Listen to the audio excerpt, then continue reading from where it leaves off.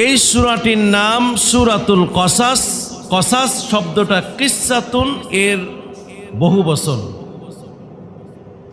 কিসসাতুন আমরা বাংলাও এটাকে কিসসা কাহিনী বলি।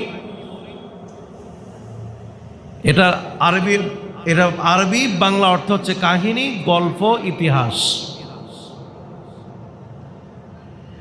আল্লাহ রাব্বুল আলামিন পবিত্র কোরআনুল কারিমে 114 সূরা দিয়েছেন। এক একটা সূরা এক একটি নাম, আর প্রত্যেকটা সূরাই গুরুত্বপূর্ণ দিক বিবেচনা করে। প্রত্যেকটা সূরার নাম স্বয়ং আল্লাহ রাব্বুল আলামিন রেখেছেন। সেই ধারা অনুযায়ী আল্লাহ রাব্বুল আলামিন এই সূরার নাম সূরাতুল কসাস রেখেছেন। এই সূরার মধ্যে মানুষকে হেদায়েত করবার জন্য,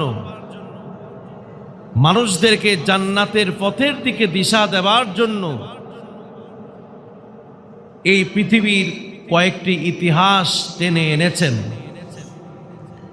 ইতিহাস মানুষ জানলে মানুষের জীবনধারার পরিবর্তন করতে পারে। মানুষ তার জীবনধারাকে, ইতিহাসকে পাল্টে দিতে পারে।